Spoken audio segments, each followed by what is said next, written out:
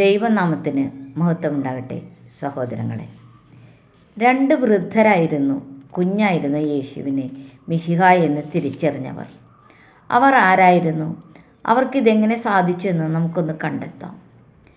കർത്താവിൻ്റെ ന്യായപ്രമാണത്തിൽ പറഞ്ഞിരിക്കുന്നത് പോലെ കുഞ്ഞിനായി യാഗമർപ്പിക്കാൻ യെരുശലേം ദേവാലയത്തിൽ കുഞ്ഞിനെയും കൊണ്ട് മറിയയും ജോസഫും വന്നപ്പോൾ കുഞ്ഞിനെ കണ്ട 2 വൃദ്ധരായിരുന്നു അവർ. ഒന്ന് ശിമയോൻ, രണ്ടാമത്തേത് ഹന്ന. ആവർത്തനം 19:15 പറയുന്നത് 2-3 പേരുടെ സാക്ഷിമൊഴികളാൽ ഒരു കാര്യത്തിൻ്റെ സത്യാവസ്ഥ ഉറപ്പാക്കേണ്ടതാണ് എന്നാണ്. ഇന്നും അതങ്ങനെ തന്നെയാണല്ലോ. ആരായിരുന്നു ശിമയോൻ എന്ന് നമുക്ക് നോക്കാം. ലൂക്ക 2:25 മുതലുള്ള വാക്യങ്ങൾ ശ്രദ്ധിക്കൂ.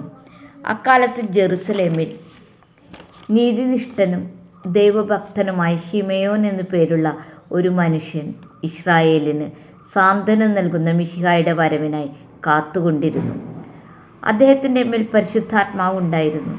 കർത്താവിൻ്റെ ക്രിസ്തുവിനെ കാണുന്നതിന് മുമ്പ് മരിക്കുകയില്ല എന്ന് പരിശുദ്ധാത്മാവിനാൽ അദ്ദേഹത്തിന് അരുളപ്പാട് ലഭിച്ചിരുന്നു. പിന്നീട് അങ്ങോട്ടുള്ള ഭാഗത്തിൽ പരിശുദ്ധാത്മാവിൻ്റെ നിയോഗത്താൽ ദേവാലയാങ്കണത്തിലെത്തുന്ന ശിമയോൻ കുഞ്ഞിനെ കൈകളിൽ എടുക്കുന്നു. ദൈവത്തെ സ്തുതിച്ചുകൊണ്ട് പറയുന്ന 29 മുതൽ 32 വരെയുള്ള വാക്യങ്ങൾ ഒന്ന് ശ്രദ്ധിക്കൂ. സർവോന്നതനായ നാഥ, അവിടുന്ന് വാഗ്ദാനം ചെയ്തിരുന്നത് പോലെ ഇപ്പോൾ ഇവിടുത്തെ ദാസനെ സമാധാനത്തോടെ വിശ്രമിക്കാൻ അനുവദിച്ചാലും അവിടുന്ന് സകല ജനങ്ങളുടെയും മുമ്പാകെ ഒരുക്കിയിരിക്കുന്ന രക്ഷയെ എൻ്റെ കണ്ണ് കണ്ടിരിക്കുന്നു. ഈ രക്ഷ സർവ്വജനതകൾക്കും വെളിപ്പെടാനുള്ള പ്രകാശവും അവിടുത്തെ ജനമായ ഇസ്രായേലിൻ്റെ മഹത്വവുമാണല്ലോ. ഈ വാക്യങ്ങളിൽ നിന്നും തിരുവെഴുത്തുകളിൽ വാഗ്ദാനം ചെയ്തിരിക്കുന്ന രക്ഷയ്ക്ക് വേണ്ടി കാത്തിരിക്കുകയായിരുന്നു ശിമയോൻ എന്ന് നമുക്ക് മനസ്സിലാക്കാം.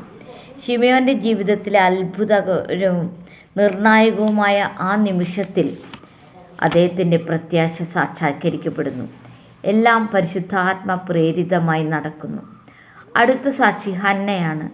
ആശേർ ഗോത്രത്തിൽപ്പെട്ട ഹന്ന 84 വയസ്സുള്ള പ്രവാചികയായിരുന്നു. വിധവയായിരുന്നു. ഒരിക്കലും ദേവാലയം വിട്ടുപോകാതെ ഉപവസിച്ചും പ്രാർത്ഥിച്ചും കൊണ്ട് രാപ്പകൽ ദൈവത്തെ ആരാധിച്ച് സമയം ചെലവഴിച്ചു. ലൂക്ക 2:38 ശ്രദ്ധിക്കൂ. ശിമയോൻ സംസാരിക്കുമ്പോൾ ഹന്ന അവരുടെ അടുക്കൽ ചെന്ന് ദൈവത്തെ സ്തുതിച്ച് ജെറുസലേമിൻ്റെ വീണ്ടെടുപ്പ് പ്രതീക്ഷിച്ചിരുന്ന എല്ലാവരോടും ശിശുവിനെക്കുറിച്ച് പ്രസ്താവിച്ചു. പുതിയ നിയമത്തിൽ പ്രവാചകി എന്ന് വ്യക്തമായി വിശേഷിപ്പിക്കപ്പെടുന്ന സ്ത്രീ ഹന്നയാണ്. ദൈവത്തെ സേവിക്കുന്നതിനായി സ്വയം സമർപ്പിക്കപ്പെട്ട സ്ത്രീ. മറ്റെന്തിനേക്കാളും ദൈവത്തെ കാണാനും അറിയാനും ആഗ്രഹിച്ചിരിക്കണം. അന്വേഷണത്തിനും ഉപവാസത്തിനും പ്രാർത്ഥനയ്ക്കും സ്വയം സമർപ്പിച്ച ഹന്ന ഒടുവിൽ തൻ്റെ ഹൃദയത്തിലെ ഏറ്റവും ആഴമേറിയ ആഗ്രഹം നേടിയെടുത്തു. ദൈവം വാഗ്ദാനം ചെയ്ത മിശിഹായെ അവൾ കണ്ടു, തിരിച്ചറിഞ്ഞു. യേശുക്രിസ്തുവിൻ്റെ മുഖം കണ്ടു. ആ സന്തോഷം അവൾക്ക് സ്വയം ഒതുക്കി നിർത്താനായില്ല. കേൾക്കുന്ന ഏതൊരാൾക്കും യേശുവിനെക്കുറിച്ച് പ്രവചിച്ചു.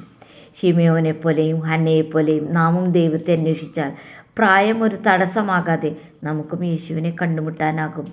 അവരെപ്പോലെ ഒരിക്കൽ ആ രക്ഷകൻ്റെ മുഖം കണ്ട് നമുക്കും സ്തുതിച്ചാരാധിക്കാം. ഈ വചനങ്ങൾ സ്വീകരിക്കാൻ പരിശുദ്ധാത്മാവ് സഹായിക്കട്ടെ. ദൈവമേവരെയും സമൃദ്ധമായി അനുഗ്രഹിക്കട്ടെ.